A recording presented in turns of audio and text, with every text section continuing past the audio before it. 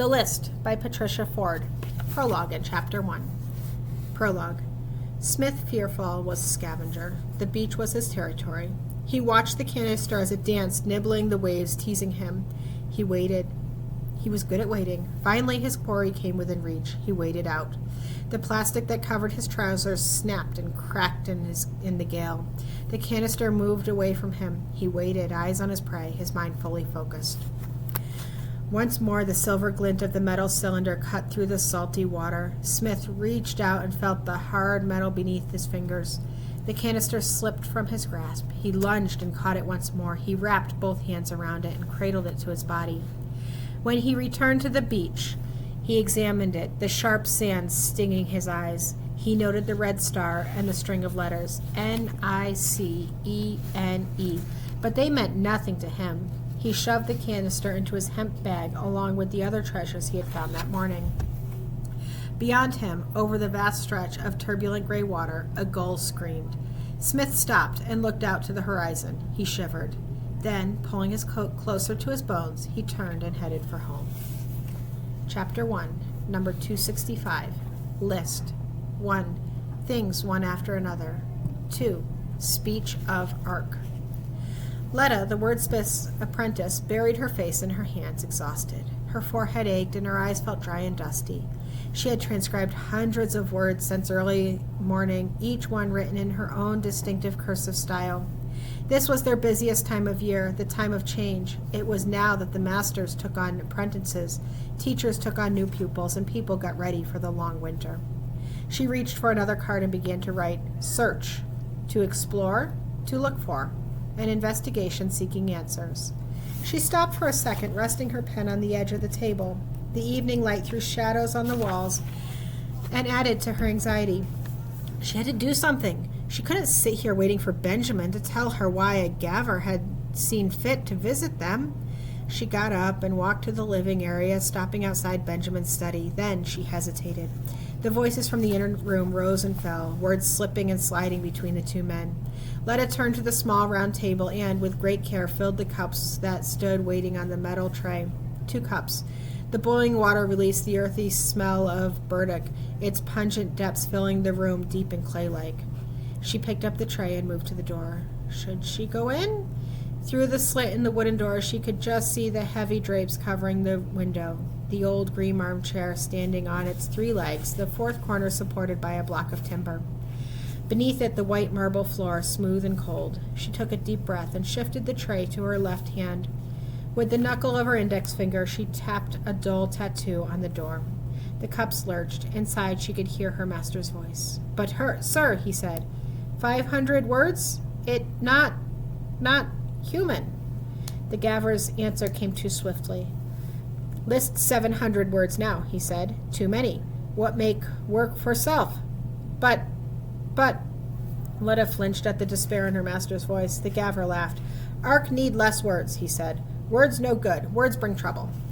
Letta stood frozen, her hands still raised, the hated beat of the Gavver's speech affronting her ears. The door opened, swinging toward her. Letta jumped. The tray wobbled. The Gavver stood there, his shaved head shining as though a yellow light glistened beneath his skin. With one hand, he took the tray from her. He placed his other hand on Letta's shoulder. No harm, he said, his slow-eyed stare transfixing her. What this? Tea, Letta said, her heart pounding. Later, she couldn't remember why she spoke, only that a feeling like a wave had subsumed her. Burdock tea, she said, spitting the words at him. The face came closer until she could feel his breath on her cheek. Tea, he corrected her, his voice little more than a whisper. Tea. No burdock tea. Burdock, not list word. Without taking his eyes from her face, he dropped the tray, letting it clatter to the floor. The crash echoed through the old house. Letta could feel the boiling liquid splash her bare ankles. She bit her tongue to stop herself from crying out. The Gavver stepped over the tray and the cups and the puddle of tea, as if nothing had happened. At the door he turned. 500, wordsmith. Prepare list. And then he was gone. For a moment, Letta and her master stood in silence, both caught in the spell that the other man had cast. Benjamin turned to her. "Letta," he said, and she could see the hurt in his eyes. "No make trouble. No good. Fail." "Don't speak list to me," she said furiously. "We are wordsmiths. We can speak as we wish." "Perhaps," Benjamin said, his eyes darting to the door, making sure they were alone. "But we must remember that it is a privileged child." Letta could feel the frustration bubbling up in her. She shook her head. "We are the fortunate ones, Letta, the last people left on this planet." Letta shrugged, not able to speak. 500 words, Benjamin said, his voice quiet. "I must prepare a new list." "But, Master," Letta could not keep the protest out of her voice. 500 words? Could they survive on that? John Noah knows what he is doing," Benjamin said. "He always knows. You'll see." He reached out and touched her hand, the skin on his fingers parched and cool. "I'll clean up the mess," he said, "I'll clean up the mess," she said, and watched him lumber back toward the open door of the sanctuary. She found the broom in a shadowy corner of the hall and swept up the broken crockery. Through the open window she could hear the wind moaning, and somewhere, not too far away, a wolf howled as if in answer. She walked across the room and pulled the window closed, pausing for a second to look out at the bleached, wet landscape. Across the way, the houses teetered on the side of the hill, leaning on one another for support. Small, identical boxes, lime-washed, with their communal living room, 2 bedrooms, and a toilet, all built before the melting. In the windows, slices of faint yellow light squinted back at her, flickering giddily as if afraid that the windmills that fed them could desert them at any minute. Farther up the hill, the line was already forming at Central Kitchen. Reluctantly, she pulled herself away from the scene outside and headed back to her work. Through the door leading into the shop, she could see her table, the cardboard boxes nestled one inside the other, the mound of 4-inch square cards cut the previous night, the wooden handle of her pen honed and polished until it felt smooth as glass. Beside it, the pot of ink glinted in the shadowy afternoon light. Her heart was still loud in her ears, but the gaffer was gone. Now there was only herself and her words again. She moved quickly across the floor, pulled out her chair, and settled down to work. She reached out and picked up a blank card. She needed to assemble 20 list boxes for Mrs. Truckle, the schoolteacher. The old lady's voice still rang in her ears from her own school days. "Sit up straight, girl. Don't dig into the paper." The words danced in front of her eyes, just as they had when she'd been a small child. She remembered lying in bed with all the words she'd learned in school flying about her head, fireflies from some magical place, red electric fireflies. Sometimes, soon, sound. All list words, of course. She had only known list words then, like most people in ARC. She turned the card over and placed it on her writing mat. The feel of the thin card calmed the turmoil inside her. She picked up her pen and dipped it in the ink, lifting it carefully lest the red dye invade the card before she could control it. She steadied her hand and pressed the nib to the vanilla-colored paper. Slowly, the rhythm of writing and ordering the cards worked its magic, and she forgot about everything else. School would resume in 10 days, and according to John Noah's instruction, each child would be supplied with a copy of the list. 500 words, 1 word per card, 1 box per child. Upstairs, her master muttered to himself and stamped his feet on the old weathered boards to keep warm. He was always cold now, Letta thought. Distracted, she looked up and surveyed the familiar surroundings of the shop. The building groaned with the weight of its years. It was unusually big in comparison to the normal houses in ARC. The large ground floor room was the shop where Benjamin conducted business and where Letta's desk stood, tucked away in the upper corner. Behind the shop was their living room, and off that again was Benjamin's study. Within the study was another door leading to the library. There were little nooks everywhere, small spaces hiding behind bigger ones, alcoves and cellars sprawling over a large area. Upstairs there were 3 more rooms. The house had been built in another time when people thought nothing of wasting large pieces of glass and windows and lighting real fires indoor, not for heat, but for comfort. Here in the shop, an old fireplace stood against the outer wall with a thick black beam above it. The fireplace itself was packed with word boxes, and the shelf held a bizarre array of ink pots and short sticks ready to be turned into pens, along with bits and pieces Benjamin brought back from his trips. Outside, the walls were clad with sheets of tin, reflecting the sunlight and the faces of the people who entered. Inside, behind a counter made of solid oak from trees from another time, Letta could see row upon row of shelves honeycombed with cubbyholes. The cubbyholes cradled the vanilla-colored 4-inch square cards, and the cards held the precious words. Around her were the many relics of another world, such as the big glass eye of the holographic dome, in which Letta could see her own reflection, with her sharp green eyes and a shock of red hair looking back at her. She sighed and went back to her work, moving on to the words that were to be taken out of circulation. Those words were kept here in the shop. From time to time, Benjamin took boxes of words to Noah's house, where Letta supposed they were stored out of harm's way.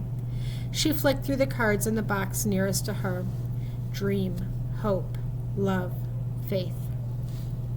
She pulled a card at random and read it, silently first, then out loud. Dream, dream. She couldn't hear the old man come in again and jumped when he spoke. Dream, a cherished desire, he said. Now where did I leave my bag? It's here, master, Letta said, handing the heavy leather satchel to him, not sure whether he was annoyed with her. I seem to lose things a lot more than I used to, her master said, taking the box and peering at a piece of paper he held in his hands.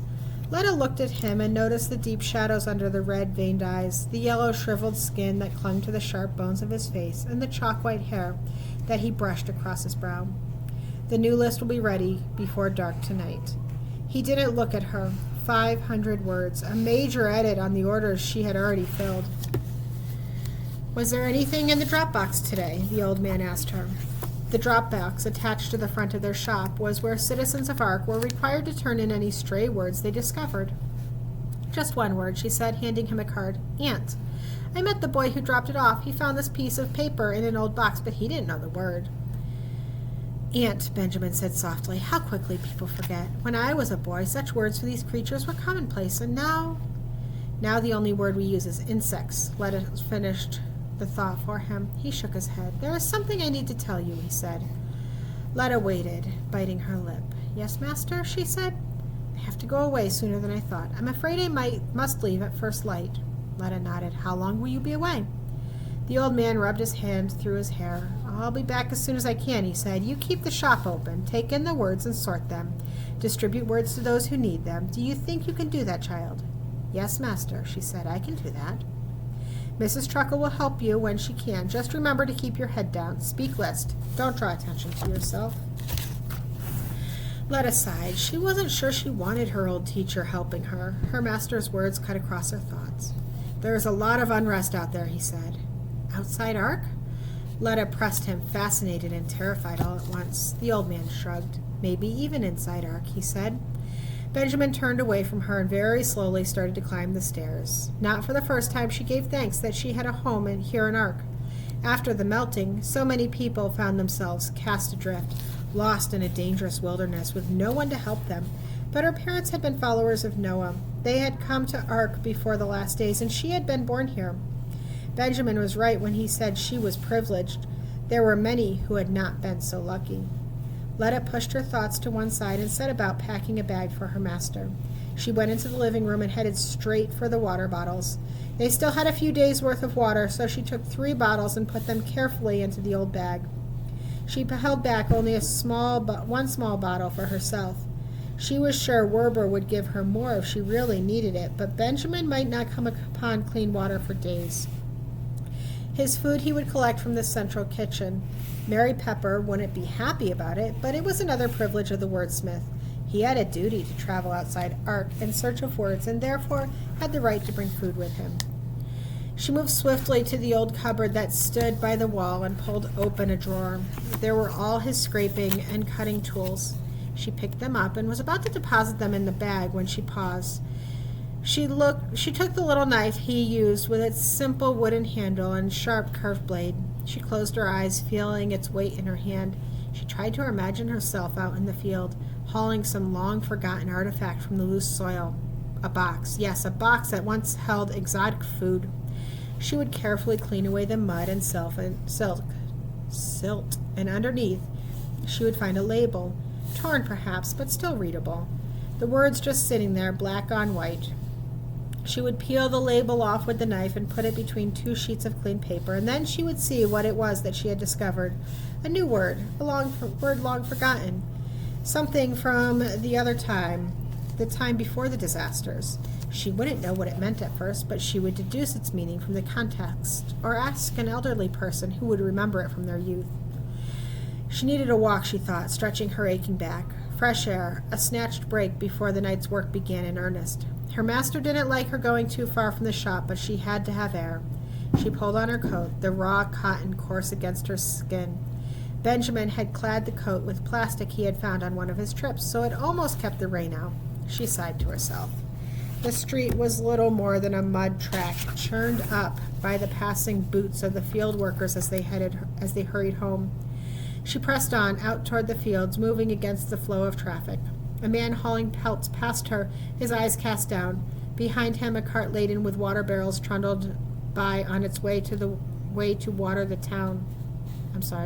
A cart laden with water barrels trundled by on its way to the water tower. A group of children, freed from the harvest fields, ran past her, shouting and whooping, their tally sticks beating against their chests. Did they know they had just lost 200 words? Words they would never know or soon forget? She would walk as far as the first potato fields, she told herself, and then turn back. She would still have time to pick up their evening meal from Central Kitchen, a Monday meal, vegetable soup, parsnip cakes, and green beans. She hated parsnips. Soon the hustle of the village was behind her, and she found herself on the outskirts of the farmland. The path climbed up between the big green fields, growing steeper all the time. Letta could feel the pull at the backs of her legs. Not enough exercise, she thought. Her chest hurt as the path grew steeper, and she tried to distract herself by looking over the great hedges to where rows of potatoes lay. As she finally crested the hill, she stopped to catch her breath. She turned and looked back at the great landscape laid bare in front of her, where curving fields scalloped the murky skies. Water lay in the lower ones after the heavy rain of the last few days. Below her, the forest glowered in the evening light, surrounding the town with its secrets and its plots, casting dark shadows on their lives. To her left, the small meadow, triangular in shape, like a wedge cut out of a pie, where a gaver had been found dead last spring. She shivered and pulled her coat closer to her body. To her right, a gap in the hedge revealed the path that led to the shoreline. Purposefully, Letta turned and set off through the mud and the puddles. Within minutes, she could smell the salty perfume of the sea and hear the water pounding on the shore. She remembered how afraid she had been of it as a child, how she could wake screaming in the middle of the night, convinced it was coming to swallow them up. It was always the same dream, always the same fear. Finally, Benjamin had taken her to the shore. The path beneath her feet mutated and became more beach than field. She was sure this was the way she had come the day with her master. Down this incline and straight onto the beach, she had cowered behind Benjamin, afraid to look up. She could smell it, though, and hear it. Bang, swish. Bang, swish. Look, Benjamin said. See? The tide is going out. It cannot hurt you. She had glanced up, holding his hand, and walked down until she was only yards from the water. Look, he'd said again. See that line? See those rocks? Each year the sea gives back a little of what it took. She looked at it now. It was muddy, its muddy green water suckling the earth, sucking its life force with it. Ghosts lingered in this place, the ghosts of all who had been overtaken by the sea, gray, wispish ghosts who sighed on dark winter's evenings and faded a little in the light of summer. Letta could feel their presence brooding in the background as she tried to imagine the awfulness of it, the towering wall of water bearing down, the screams, the vain attempts to flee, the victims of the melting. How strange it must have seemed to see that usually docile body of water suddenly rear up against them, swallowing houses, villages, towns, and cities. Cities once brimming with life, structured, ordered days, possessions, families, all gone, drowned in the salty beast. Letta shivered. The wind had turned and was blowing from the north. She watched as the gray wisps of ghosts were caught in its breath and pushed across the sky until they blended with the steely clouds. She missed her parents, missed them with a terrible longing, and in that instant she could feel their presence. She closed her eyes and let the feeling flow through her until it lost its force, leaving her alone and shivering at the edge of the tide. She looked at the far horizon, then she raised one finger and saluted them, as she always did, just in case they were out there and could see her and would know that she hadn't forgotten them. The far horizon where they now lingered, if not in the body, then at least in spirit.